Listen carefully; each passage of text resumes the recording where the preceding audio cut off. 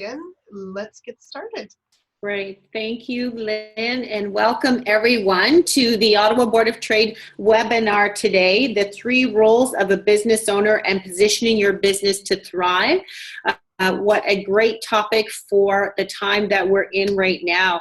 It's our pleasure to be bringing this series of webinars to our business community as we work together to counter the impact of COVID-19 and reimagine what our economy and our community can look like moving forward. And of course, what that means is what can our businesses and our workforces look like as well. It's my pleasure to be this CEO of the Ottawa Board of Trade, and I want to say thank you to our member businesses who support us, who sponsor us and allow us to continue to bring events like this to our business community, including the Ottawa Citizen, Enbridge Inc., and then of course our presenting sponsor today, which is Binance Business Solutions. And welcome to Kevin. Thank you for being here. Excellent. Thank you, Kevin. And I'm going to introduce you formally later, but I want to say that in the 3 years that I've been here in Ottawa, Kevin, you have been a constant supporter of mine and our business community. And so I really appreciate that constant support and having you here today. So I just want to give you a few updates around the work the Board of Trade has been doing these last 8 weeks. 8 weeks, 1 day and 5 hours since COVID really officially got launched. We are focused, of course, on the main role of the Board of Trade, which is advocacy. At first, helping to design the programs that were necessary for businesses to survive the initial countermeasures of COVID-19. Now looking at that program to ensure that access and implementation is top of mind, and specifically, we're working right now on the rent relief program, and we're excited to hear this week about the extension of the wage subsidy. Secondly, very focused on the rapid and responsible reopening of our economy and what the best strategy could be for a successful recovery in terms of how we can support businesses to drive that recovery and how the government can create an environment in which we can all thrive.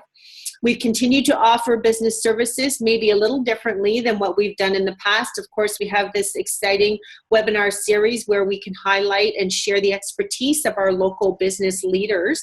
As well, we started a Wellness Wednesdays webinar series where we can share with you tips from, again, local experts about how to maintain our mental. Somebody needs to go on mute. Yeah, we'll have to get Ron and Jean on mute.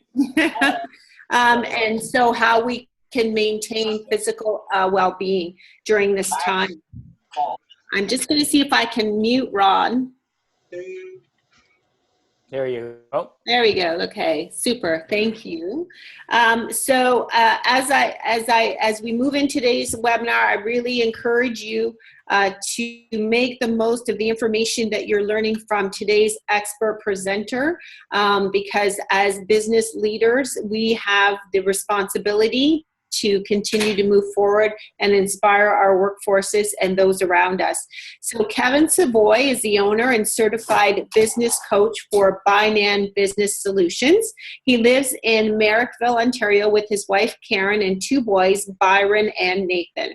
He started his own business coaching company early in 2011 after an 18-year career in the high-tech industry, where he held positions such as hardware design engineer, field application engineer, sales manager, and finally sales coach. According to Kevin, the greatest part of being a business coach is the satisfaction he gets when a business owner client achieves a level of accomplishment they've never thought that they could attain. This is true happiness and satisfaction for both the owner and the coach. Kevin, thank you again for dedicating your time and your expertise here today. We look forward to the presentation. My pleasure. Thanks. So I'll fire up the sharing right now. And I'm going to move you guys over here and I'll fire it up. So first of all, what are we doing for time? We're looking good. We've got a ton of information that we need to get through. So if I'm going quick, you know, take in as much as you can. And also there's going to be, like Suling said, questions and answers, you know, through chat as we go through. And then at the end, of course, for sure. First of all, let's start with our thank yous. Thank you to the Ottawa Board of Trade, obviously, for Lynn, of course, and for Suling. So thank you very much for this opportunity. What I also want to do is I want to commend your leadership, right? Especially through this time that, you know, there's a lot of people that have a tendency to pull back. You guys certainly have leaned in to this pandemic. So thank you for that. Also, thank you to Enbridge and to the Ottawa Citizen for sure. Here's a quote that I saw on Twitter the other day, and I thought it was absolutely imperative, right? How you open your business up and get your customers back is all that matters right now. And so that's from Brad Sugars, the chairman of Action Coach. The key word here is plan, right? And that's what today's theme is going to be all about, right? There's 3 roles, but it's all around what am I doing to build my plan now. There's another quote here I thought was pretty good. An idiot with a plan can beat a genius without a plan, right? So let's just make sure that one of the things that we take out of today is, am I going to be dedicating the right amount of time and energy and money, if you have to, into building my plan to be positioned coming out. So a couple of things, what I want to show here and just give kind of like a little bit of an introduction or an overview of what we believe in at Binance Business Solutions. This is the typical life cycle of a business. And this is where, this is what we believe in. We don't want to see any more of this happening. We want to see this happening. And if you look at the numbers of Canadian businesses in the timeline, they're absolutely gross, if you ask me, right? So, you know, after 2 years of a business starting up, there's been typically a 25% decline in those businesses. After 5 years, right, there's a 67% decline. And only 20 businesses of the first 100 are still in business after 10 years. And quite frankly, I find that disgusting. So as organizations like this and all of us as a business community, you know, let's support each other and drastically change these numbers for the good.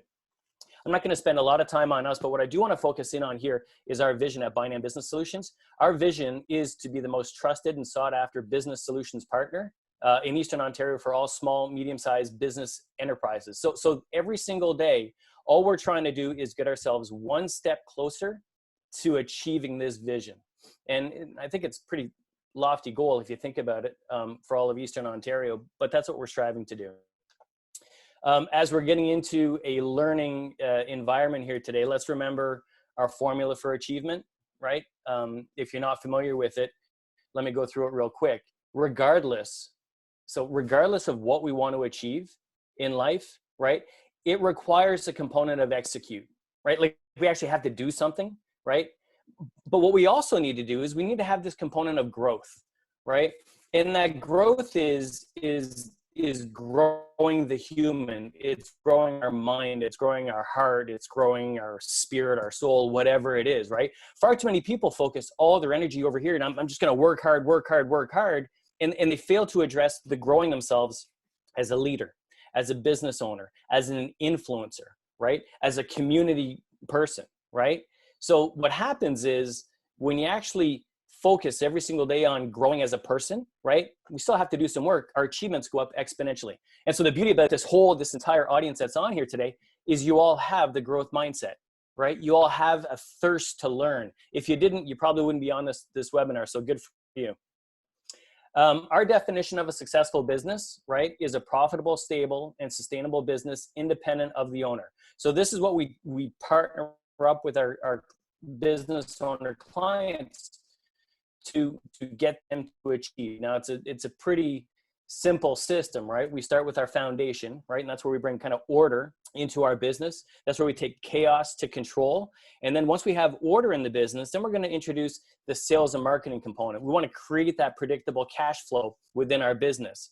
Once we have predictable cash flow, then we want to kind of reinvest it back into what I call recipes, right? Recipes are procedures, systems, right? Things that when executed properly, spit out a consistent output. And then of course, once we have all of our recipes created, then we create the dream team to go through and execute those recipes. And when all four of these elements come together, that's when you get your, profitable, stable, and sustainable business independent of the owner, right? So today we're kind of not really focusing on this. We're coming up. We're coming up a level to the three roles that every single business owner is required to do. And we take that from the E-Myth. I don't know if anybody's ever read The Entrepreneur Myth by Michael Gerber, but this is what we're talking about. The role of the business owner, regardless of the size of the business, there's three of them. There's the technician role, right? So the technician, the producer, however you want to say it, the manager and the leader. Let's break them down, each one. So obviously in any business, the technician role is exactly what your business does, right? It's if you're a cook, right? If you sell, cut hair, if you coach clients like me, so business coaching, right? That's the technician role of my business. Number two is the manager, right? So if I'm a sole proprietor, right? Because a lot of people say, well, what if I'm kind of on my own versus running a big corporation? There's still a manager component, right? So that manager component for a sole proprietor is, am I doing my financials? Am I tracking my key performance indicators? Am I creating those systems, right? Am I soliciting feedback from customers, right? At a corporate level, right? We want to make sure, am I running scheduling properly, right? Am I tracking my team? Am I doing test and measure, system verifications, all that kind of stuff, right? And then the leadership role, right? People say, well, if I'm by myself in a company, how am I supposed to lead? Well, there are leadership components in every single business, right? And if I'm a sole proprietor, a leadership role is defining the culture and the direction of my business, right? A leadership role is, am I taking time out of the trenches to actually grow personally, to do personal development as a leader, as a business owner, so on and so forth. Have I defined my vision, mission, culture, right? And am I taking myself offside, right? So I'm going to get myself out of my office. I'm going to go for a 3-hour offsite meeting by myself, right? To reflect on my business. Where was my business 3 months ago? Where's my business today? And where do I want my business to be in another 3 months? These are all leadership roles, right? For a sole proprietor. Now, when we think about, okay, well, what's a leadership role for if I'm running a corporation? Well, down here, it's, the classic, I'm inspiring my team, right? I'm inspiring myself. I'm being the example, right? I'm setting the environment. We all know that, right? The leader sets the environment.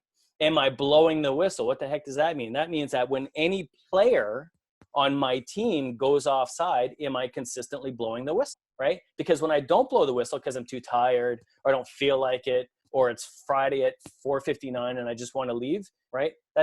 You're losing a leadership component. Does that make sense? So based on the E-Myth, when you look at what they call an immature business, this is typically how an owner's time and energy is allocated, right? They're spending 66% of their time down here, right? In the technician role, right? They're doing a little bit more management, and they're really not necessarily spending nearly enough time on the leadership, right? So what happened, and by the way, why does this occur? Well, it's because the reason why I started my business, the business I started, is more times than not what I'm the most passionate in. I am passionate about business coaching, right? There's other graphic designers. They're passionate about graphic design, right? So you're naturally drawn to the path of least resistance. We're naturally drawn to what's most fun. And we're also naturally drawn to what makes money for the business. And that's this technician role. And we have a tendency to kind of not give the proper amount of time and energy to the manager and leader role. So when we look at a successful business, this is typically the way it's split, right? Now you're going to say, okay, well, you're missing 1%. Well, put that 1% into goofing off, right? We want to have a nice split around all three. So if you look at today's webinar, I really want to focus in on this, right? On what am I doing as a business owner, right? Now in this pandemic, right? Where I have a little bit more time maybe to build the plan, to build the systems required to be a better manager and a better leader. And this is what we call working on our business. Okay, so the question is, right? what can we do with this gift of time, right? And that's exactly, I was on one of these webinars a week or so ago, and the presenter used this term, which I thought was amazing, right? If you lean into this thing, we've been given a gift time. So the question is, what can we do with this gift of time to ensure that our business is optimally positioned to scale up and thrive, right? When we go green light, when we go out, okay? So today's webinar, right? The beauty is look at, I've got a bunch of different things that need to be built in a business, right? And, you know, typically businesses that fail, it's because they're not doing some of these. So in the interest of time, of course, I'm not going to do all of them. If I did all of them, it'd be a 3-day webinar. But what we're going to do is we're going to focus in on these 4 today. Okay. We've already talked about the E-Myth. We're going to focus in on, we've already talked about that. So moving on. I wanted to go through and present 4DX, right? Or the 4 disciplines of execution, which is an incredible system to use and build and implement within our business, right? So when we come out of this, we are positioned, right, to be the most effective at taking our business to that next level that we need to get to. So we're going to talk about 4DX, right?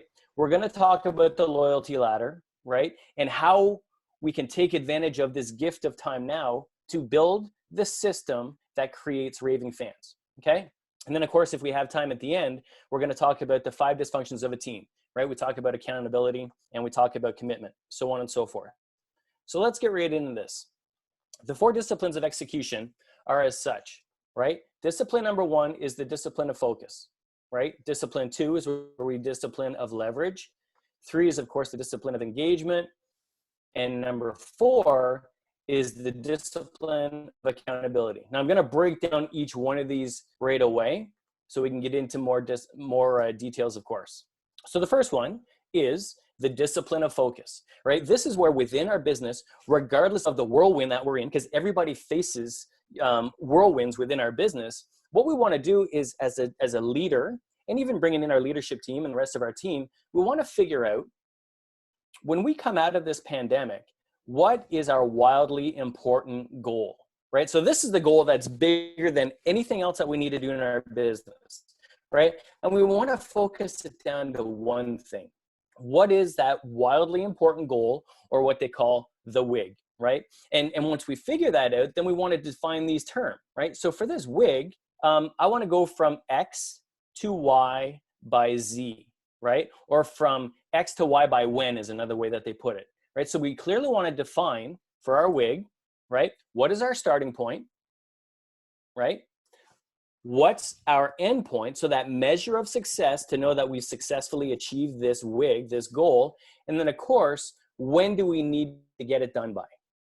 And that's the first part of building this 4DX system that we want to implement within our business, right? So figure out what that WIG is. The second one is, of course, the discipline of leverages. This is where we're going to act on lead measures. And I get very excited about this kind of stuff, you know, key performance indicators and what gets measured gets fixed. So I'm going to go through it kind of fairly quickly. Please take in as much as you can. And we can, of course, if there's any questions on it, because I'm going to go fairly quick, we can certainly get together offline and go through it slowly, more one-on-one, if you will. So let's get into this, the difference between lead and lag. So if I'm looking at lead indicators versus lag indicators, right? Because in 4DX, we want to focus in on the lead indicators. Let's think about this. If I'm looking to win the Stanley Cup, right? That's a lagging indicator, right? In order to win the Stanley Cup, I need to win more games. Does that make sense? And like I said, this is a lagging indicator. By the time you're at the end of the season, whether you won the cup or not, it's too late, right? You see, these are all results. Winning games is a result. What we want to do is, of course, we want to track these lagging indicators, right? But we also want to do is we want to focus in on these leading indicators. These are indicators, right, that are going to predict the outcome, in this case, of a hockey game. What's within my control within a hockey game that I need to focus in on, right? Improving the number of face-off wins. Am I getting to a certain amount of shots, right? Am I winning more puck battles, Does that make sense? So these are what we call leading indicators that are going to influence whether or not we win more games. Let's take it to sales now. I want to increase sales. So in order to increase sales, what do I need to do? I need to ship and deliver products and services. Lagging indicators, right? This is a result. By the time we're looking here, it's history. So what leading indicators, right, are required to increase sales? Am I tracking the number of cold calls? 100% within my control. The number of bold calls. Am I attending a certain number of networking events, right? Am I completing a certain number of quotes? Am I getting a certain number of referrals, right? Am I doing the follow-ups? These are leading indicators that are within our control, right? So when we focus on sales, I say, okay, well, if I want the end result to increase sales, I'm going to want to track the number of cold calls I'm doing on a weekly basis. I'm going to want to track the number of bold calls I'm doing, right? How many times am I maybe walking into somebody's place of business and saying, hey, how are you? I'm Kevin. Can I speak to the business owner, right? Am I attending the right number of networking events, because these are all within our control? And am I getting the right number of referrals? Because all of these will significantly improve sales. Here's the thing. Number of referrals is a result, right? So this, in fact, is a lagging indicator, the result. The number of referrals that I get within my business is a byproduct or a result of the number of requests. So am I tracking the number of times I'm asking for referrals? Am I tracking the number of follow-ups I'm doing after I requested those referrals? And am I increasing the number of raving fans that I have? Because the more raving fans I've created within my business, the more referrals I'm going to get. But of course, raving fan is a result.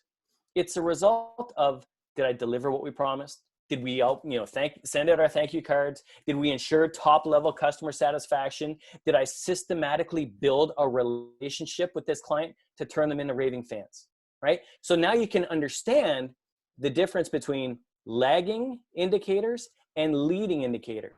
And we want to make sure that we're tracking both lagging and leading to make sure that we're doing what we're supposed to generate those results. That's discipline number 2. Discipline number 3 is the discipline of engagement, right? This is where we use a compelling scoreboard. Okay, so if I go back to that example that I just did about sales, right? I look at this spreadsheet. Now, if you're kind of a geek like me, you'll find this spreadsheet very sexy and very compelling. However, you might not find this too compelling if you're not really into spreadsheets. But the idea here is I need to have a scorecard, right? Where I can see the leading indicators that I'm tracking. How am I tracking to my target? And I'm also tracking my lagging indicators. How many referrals am I getting, right? Am I tracking the number of referral requests? Am I doing my follow-ups? How many raving fans did I create? Am I doing all of these things down here to help create those raving fans? So the idea, and you'll see it in the video that I'm going to share here in just a minute, that people play differently when they know the score of the game that they're in, right? And this is something, I did a tour of Zappos in Vegas about 8 years ago. And they take this to the next level, where they've got a scoreboard, and it's a whiteboard probably the size of my wall.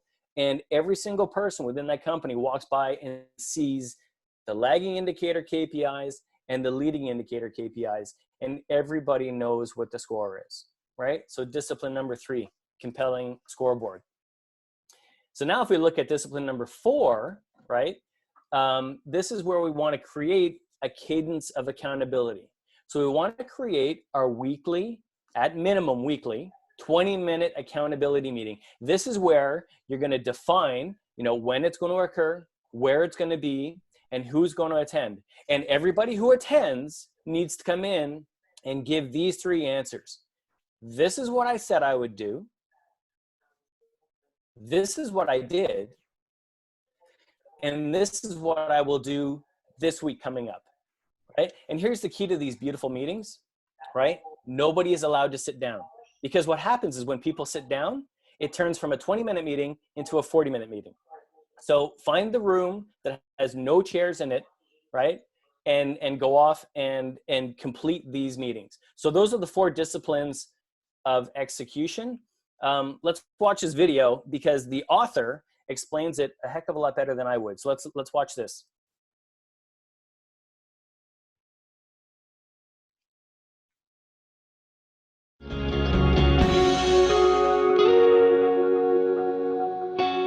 The 4 disciplines of execution are designed to create a winnable game. They give you the power to execute your most important goals in the face of competing priorities and distractions. The disciplines are powerful yet simple. They are not, however, simplistic. They can be tricky to apply and sustain because they require us to work differently than we normally do.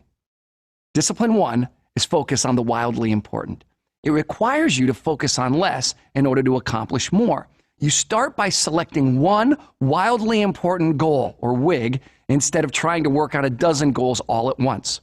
We're not suggesting you ignore the work necessary to maintain your operation. We are suggesting you narrow your focus to work on what you want to significantly improve. Most intelligent, ambitious people don't want to do less, especially if it means saying no to good ideas. They're wired to do more, but there are always more good ideas than there is capacity to execute. When you choose a wildly important goal, you identify the most important objective that won't be achieved unless it gets special attention. In other words, your normal course of business won't make it happen. To define a WIG, identify where you are now, where you want to be, and by when. Said differently, you define a starting line, a finish line, and a deadline. Psychologically, it's very important to have a single measure of success. This is the discipline of focus, and it's the first step to creating a winnable game. Discipline 2 is act on the lead measures. No matter what you're trying to achieve, your success will be based on 2 kinds of measures, lag and lead. Lag measures track the success of your wildly important goal. Lags are measures you spend time losing sleep over, right? Revenue, profit, quality, customer satisfaction. They're called lags because by the time you see them, the performance that drove them has already passed. You can't do anything to fix them. They're history. In contrast, lead measures track the critical activities that drive or lead to the lag measure. They predict the success of the lag measure and are influenced directly by the team. A common example of a lag measure is weight loss. Which activities or lead measures will lead to weight loss, right? Diet and exercise. Proper diet and exercise predict the success of weight loss, and they're activities we can directly influence. Right? Now, simple enough, but be careful. Even the smartest people fall into the trap of fixating on a lag measure they can't directly influence. This is because lags are easier to measure, and they represent the result we ultimately want. Think of a lead measure as a lever that moves your wildly important goal. Discipline 3 is keeping a compelling scoreboard. People play differently when they are keeping score. If you doubt this, watch a group of teenagers playing basketball. See how the game changes the minute scorekeeping begins. It's not a subtle change. The lag and lead measures won't have much meaning to the team unless they can see the progress in real time. Bowling through a curtain is not that much fun. Discipline 3 is the discipline of engagement. People perform best when they are emotionally engaged, and the highest level of engagement comes when people know the score, whether they are winning or losing the game. It's that simple. The best scoreboard is designed for and often by the players. A player's scoreboard is quite different from the complex scoreboard coaches love to make. If players know the score, if they can influence the lead measure, and if the lead measure moves the lag measures, you know you have a winnable game. Disciplines 1, 2, and 3 are nothing more than a formula for creating a winnable game. Discipline 4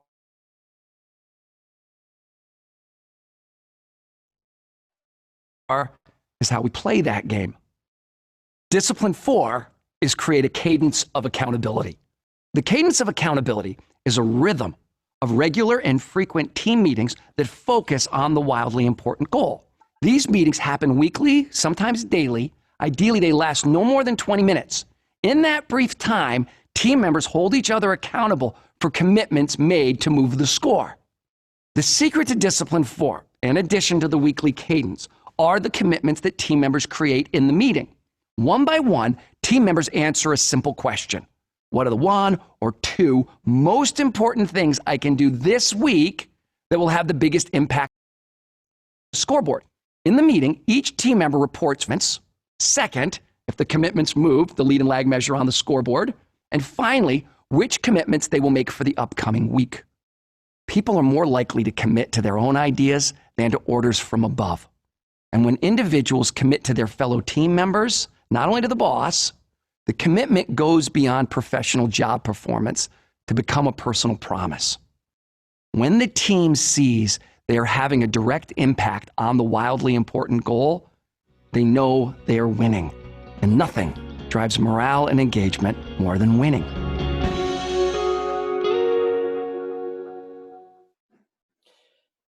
So obviously, I would encourage everybody, right, since we have just a little bit more time and that whirlwind that we talk about is a little bit smaller, go buy the book, right? Go buy the 4DX, the 4 Disciplines of Execution, and read it, as part of your daily growth, 15 minutes a morning, every single morning as part of our rituals. Read the book and then build that 4DX system, implement it in your business so you can launch. We've got 15 minutes left, and there's a couple more topics that I want to go through. So the next one is do I have a system that systematically moves people, right, up our loyalty ladder to then create a raving fan? So the first thing I'm going to do, and I'm going to go through this real quick because this is an entire webinar itself, is the marketing framework. So I'm going to go through my marketing framework real quick. So we always start with our golden circle, right? Simon Sinek, our best friend, we start with why. And once we know that the most fundamental, rudimentary responsibility of all marketing is to drive human behavior, right? This is why we hit the limbic brain, right? So go watch that video. Marketing is designed to drive a human to behave the way we want them to call, to click, to come in, to email, right? So we start with why.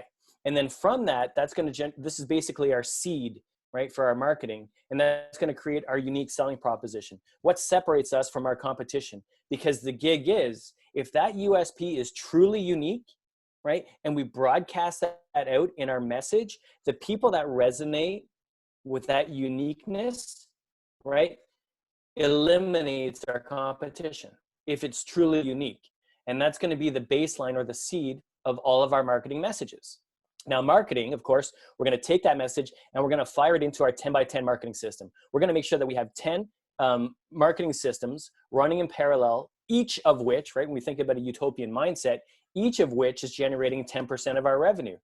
That comes out, goes through our AIDCA filter, attention, interest, desire, convince, action, and then boom, we've got a bunch of successful marketing campaigns. Okay, so that's a real quick overview of our marketing framework. Now, when you look at the loyalty ladder, it's our responsibility, right, now that we generate these beautiful marketing campaigns, that those marketing campaigns are going to create these suspects, this highest level of people that might have an interest of what we do, right? And it's up to us to take them from a suspect to a prospect, right? And then from a prospect to a shopper, right, where they now have a specific interest in what you do. Then what we want to do is take that shopper, turn them into a customer, right? And then turn that customer, do I have that system built where it's going to take a customer and turn them into a member, right? And a member is a person who seems somewhat, they have just a little bit of an investment in your brand, right? These are the people that will actually read your newsletter, right?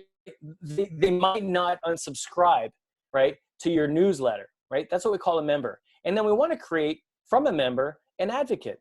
These are the people that are going to go and they're going to refer you, but they're only going to refer you when they're asked, okay? And these advocates, right, will generate a bunch more shoppers down here, but these guys here will only refer you when they're asked. Hey, I'm looking for a chiropractor, my back hurts. Oh, well, you need to go over here, right? Then what we want to do is have that system that creates the raving fan. These are the people that are completely in love. These are your walking adverts, right? These are the people, typically your strong profiles, right? So we look at our DISC behavioral profiles. These are typically your D, right? Your dominants and your I's, your influencers that are going to go out of their way, right, to promote you and your business. Now, what I do is I draw a line through here. Now, this is the important part. The difference between these people down here at the bottom, so our suspects, our prospects, our shopper, and the 4 people up here is these people haven't given you any money. They haven't transacted with you yet, right? So the idea here is everybody down here, your suspects, your prospects, your shoppers, this requires what we call outside marketing, okay? Now, outside marketing is different from inside marketing. The idea here is, okay, well, I'm going to have outside marketing, which is going to bring people in, and it's my responsibility to convert them to a client.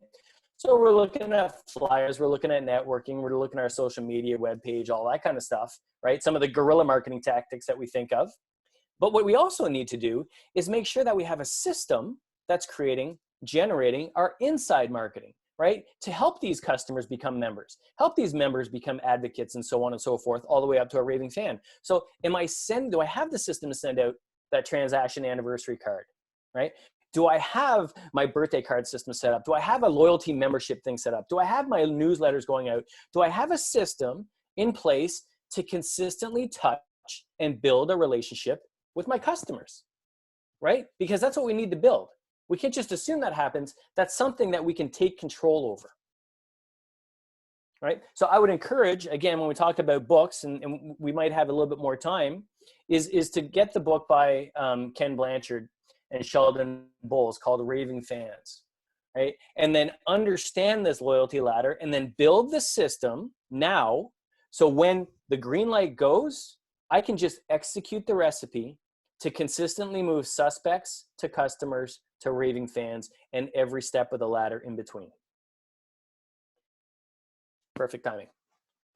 So the last part that I want to touch on, and this is very important, I find, especially with a team.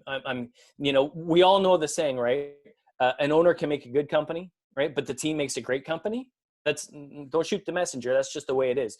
The owner makes a good company, but the team makes a great company.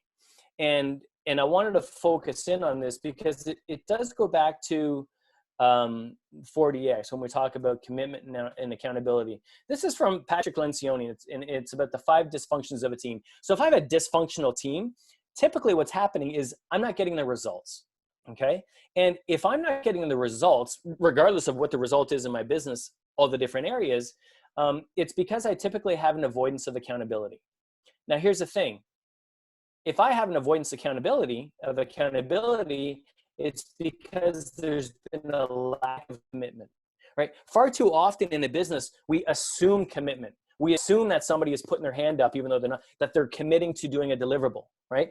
And sometimes, not always, but sometimes, in order to force somebody, right? And unfortunately, I use that word specifically, to force somebody to commit, right, requires from time to time conflict, right? And this is a positive conflict. So let's say I go to Lynn and I say, hey, Lynn, when are you going to get that report for me, right? This week or next week? And then Lynn says, next week. I'm going to say, perfect. Thank you, Lynn. Is that early next week or later next week? And she's going to go, early next week. Perfect. Thank you, Lynn. Is that Monday, Tuesday, or Wednesday, Lynn? And now she's starting to get a little upset here because I'm getting really focusing in on a commitment. And Lynn's going to say, Kevin, it'll be Monday. And I'm going to thank you, Lynn. Is that Monday morning or Monday afternoon? And now we're seriously starting to conflict. Now, here's the thing. If I'm afraid to conflict with any one of my team members, it's because there's an absence of trust. This idea that it's Kevin versus Lynn, right? If there's a lack of trust that it's Kevin over Lynn or Lynn over Kevin, having trust means that this isn't a fight for dominance. I trust that this is all about the end result that we're after in my business. And if I have a foundation of trust, then every single business, every single opportunity, we can conflict properly to get the commitments that are required for accountability that then generate the end results. And so now we ask the question, if in my business, if I'm having accountability and or commitment issues, what are you doing to build trust? You set the environment as the leader. You set the environment as the owner. You set the environment by building trust. And so now when we think about in this pandemic and the whirlwind is a little bit less than maybe it is in normal times, can I create a system where within our business, within our team, within our customers, that I'm going to actively build trust so we can conflict, to get commitments, to be held accountable, to deliver the results within our business, right? So as I wrap up on time, the question is, how do you turn good learnings into great learning? So hopefully we had some good learnings today, and I'm going to hand it back over to Suling and Lynn. It's the 48-hour rule. Here's the gig with the 48-hour rule. We're all humans on the call. I didn't check. I can't really see everybody and check everybody, but I trust everybody's human. Here's how humans work. Whenever we're in an environment where we get new learnings, right, we want to apply the 48-hour rule. That is, from those new learnings, I want to apply them within 48 hours. Because if I don't apply them within 48 hours, the odds are I never will, and I just wasted my time, right? So please make sure that you apply the 48-hour rule. This is my contact information. Lynn is going to be sending out the handouts later. One of the offers I'd love to extend to everybody for being on this call, and thank you so much, is send me an email, right? If you'd like a free one-on-one business coaching session to get rate specific and rate custom with your business, then send me an email and we'll connect and make sure we get that done. Wrapping it up, I guess I want to just say thank you for your attention, presence to our success, and stay safe. Thank you. Lynn, do you want me to stop sharing? Yes, please. So bearing in mind what Kevin has just taught us, you have 48 hours to reach it to Kevin and take advantage of his kind offer. I'm just joking. You have longer than 48 hours. So Yes. Kevin, that was amazing. Thank you so much. I'd like to take a quick minute before we go into the Q&As and just thank again our sponsors, the Ottawa Citizen, of course, for being our community partner, and Thanks, Steve. Enbridge Gas Inc., and of course, Binan Business Solutions for being our presentation partner today. We cannot hold programs like this without the support of our sponsors. So a huge thank you to all of them. And I just want to take a quick minute and let you know about some of the webinars that we have coming up. And while I'm doing that, if you want to start popping your questions for Kevin into the chat, and we'll move into questions. On Thursday of this week, we're having a session on communications and marketing with CP Business Solutions on how to continue marketing and selling during the COVID-19 crisis and yet still protect your brand at the same time. On the 19th, we're going to have a team from Miami Consulting, and they are going to do a session on business continuity planning, which is very important, and sometimes it's an activity that business owners tend to overlook, and this is a great lesson as to why everyone should do it. On May the 20th, for our Wellness Wednesday, I'm very excited to let you know that Dr. Vera Etches from Ottawa Public Health is going to join us, and she is going to talk about getting outside. She'll talk about why being outside in the fresh air and sunshine is so important for our physical and mental health. And she'll also explain ways that we can do it while still respecting physical distancing. On the 21st, the Business Sherpa Group is going to talk about a practical guide to digitizing your finance function. On the 26th, we're going to have Rhapsody Strategies come in and talk about rethinking your business. On the 27th, our member Freeform Fitness is going to talk on a Wellness Wednesday about how to find your motivation and make that motivation stick so you can make healthier lifestyle choices. I need to attend that one. I'll be there with bells on. And finally, on the 28th, our friend Scott Morin from Bytown Ventures is going to talk about how to keep your leadership team meetings effective in the face of disruption. I think that'll be a great topic as well. So I hope that you can join us on some of these upcoming webinars. And right now I am going to turn it over to Kevin and to our question session. Although, as host unofficially, I'm going to hop in here and ask a question before everybody else. Okay. And Kevin, I want to know if you can tell our listeners today, what is the one thing, that one task, that one essential working on my business thing that everybody should be doing right now? Okay, so if I had to boil it down to, I'm going to kind of trick you on this one.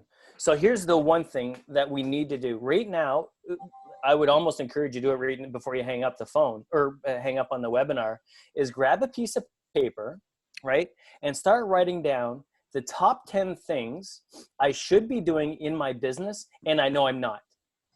Because we all have these in our head, right? The top 10 things I know I should be doing in my business, but I'm not, and write down 10. And all you do, so there's your plan, right? And then guess what we're going to do is we're going to slowly start completing these things that I should be doing in my business and I know I'm not. And you know what happens when you stroke off, right? Number one, you know what that shot is? That's a shot of dopamine. You know what dopamine is? Dopamine is good, right? Because that makes us better. That makes us achieve more. That pushes us forward, right? So I would go with that, Lynn. Start by creating the top 10 things I know I'm not doing in my business and I know I should. And start doing them, scratching them off, and getting that beautiful shot of dopamine. Awesome. Thanks, Kevin. My pleasure. So, feel free to unmute yourself and hop in with your question if you're feeling bold and courageous. Most of the questions are, can I have Kevin's contact information, which is really easy to do. I'll send it out to Bev. I'll send it out to you directly. And of course it will be on that final slide. And oh, great. Steve has a question. You want to unmute yourself, Steve? Kevin, you're inspiring. You've given us a load of information that has taken you a lifetime probably. So thank you very much. My pleasure, Steve. Thanks. Who has inspired you as a trusted, ethical leader today in this pandemic situation? Oh my God, that's a great question. So who has trusted me? No, who has inspired you? Yeah. As a trusted and ethical leader? So the first I would start with right out of the chute is going to be my business coach, right? I've had my business coach probably for about 5 or 6 years, right? And that's it's called congruency, right? I believe that every business owner should have a coach because we're just way too close to our business. So number one, I'm going to go with my business coach. By far has been the most inspiration, the most influential, if you will, because you get to the point that it's like, you know what, this is not fun. And because when people's revenues stop, right, business owners' revenues stop, one of the first business activities or business expenses that gets cut is the coach, is the business solutions partner, right? So I would say that my coach for sure has been the greatest influencer. Now, I would also say that webinars like this, Lynn, Su Ling, also watching different videos that are specifically pandemic driven by guys that I trust, like Simon Sinek, right? I'm a big believer in Simon Sinek, in his message, in what he's trying to do in the world. So there's quite a few podcasts from him. And on the other side, I'm really starting to get into Andy Stanley as far as leadership and somebody who I believe he's Christian or spiritual, I guess, which I just find that his messages around business are pretty powerful. I hope that answers your question, Steve.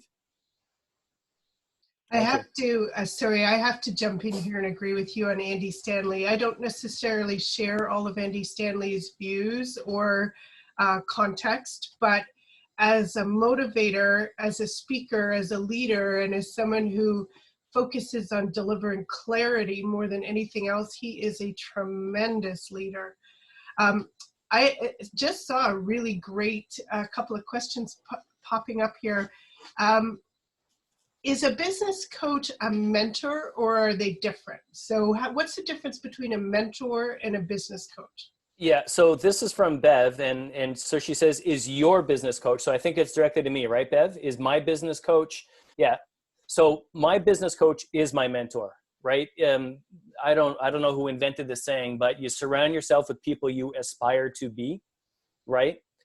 And my business coach is somebody I aspire to be. You know, regardless of the size of his business coaching company, which is bigger than Binance. But it's all the aspects. He's a business leader that I aspire to be. He is a knowledge piece that people trust that I aspire to be. And he's also just kind of a person, right? That I aspire to be, right? And he's also a golfer that I aspire to be too. He's a better golfer than I am. So I think that's the true, not to get all kind of sappy here, but I really do believe that's a difference between a coach and a consultant. And these are just my views. A coach is that unreasonable friend, right? It's that person. Like my USP for my business is I need to become emotionally invested in my clients in order to get them the results. And that's my responsibility, right? Whereas a consultant might come in and kind of say, here, I'm going to fix this and be gone. In my definition, this is just me. A coach really is that mentor, that unreasonable friend, right? So I don't know if that answers your question, Bev. Thank you. Kevin, somebody else, Kelly, has asked for recommendations on a marketing book on cold calling. Yeah, off the top of my head, I can't really think of one specific on cold calling and bold calling. The one that I would probably, the one person I guess I would probably refer to would be Michael Hughes, who's the networking guru. And when you think about cold calls and bold calls, that's networking in a nutshell. So I know that Michael has a book that I read. I'm not quite done it. I only got it a month or so ago, but I would definitely connect with Michael Hughes for sure and get his book. I see Cecilia agrees with that. So yes. Thank you for that. Kelly, I can send you some contact information for Michael Hughes if you want to follow up on that. Oh, and Lee Underwood has just suggested another great resource, Colleen Francis. She does a lot of live LinkedIn feeds. She's very, very good as well. And she's very down to earth. She speaks all over the world, huge organizations. And yet, you know, she's Ottawa local and very earthy. She welcomes people to contact her. I think both would be great resources just because they're going to have slightly different approaches to things. So you have to find what's going to be natural and works best for yourself, I think. Lynn, can I just add one more topic to this since we have a little bit of time here? Is when we talk about coming back out of the pandemic, right? And that tweet quote that I had earlier about our responsibility number now is, our number one priority right now is how to get our clients to come back to us, right? We always want to go back to the basics, right? We always want to go back to VCP, right? Visibility. I want to start by doing things to raise my visibility, right? Of myself, my business, my products, my services. So visibility, VCP. So C is the credibility, right? I want to raise my credibility. I want to deliver what I said. I want to provide the service that I promised. And then along comes P is the profitability. Right, so we want visibility, we want credibility, and then we want profit, and then comes profitability. Because a lot of people, they forget about the credibility part, right? They just say, well, look at me, I'm at a networking event, transact with me. No, that's not the way it works. People buy from people they know, like, and trust. And regardless of what we like, trust takes time, right? And trust is a form of credibility. So don't be, you know, super crazy out there and showing yourself all over the place. Without making sure that you can address the credibility of the product and service that you provide. And then after that, you should expect your profitability. I just wanted to throw that out there. A nice freebie, Kevin. Thank you. I got lots of nuggets. I have to say that I loved the review of the loyalty ladder. I have, of course, seen that before. And I always thought that it was such a brilliant and simple way to explain. You can't just lump all customers together in one, and you need to understand who they are and at what point in the relationship they are with you.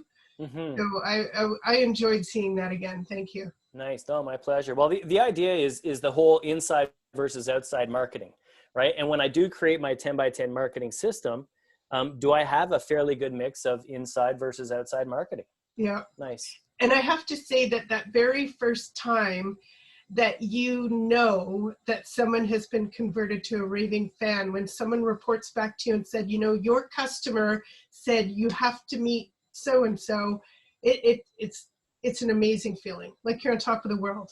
You don't have to prompt them. You don't have to ask them. They're just such a believer in what you do.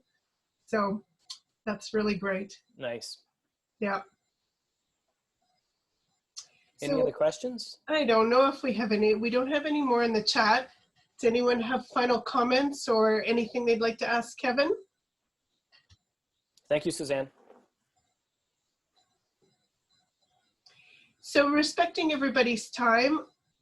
Oh yeah, Lee's made a great comment. A raving fan, best referral source. Absolutely, there's no question. Guaranteed. Yeah. There's something about the social proof of a warm referral. You know, it automatically relieves some of those issues about credibility and integrity, and it's just a great way to do business.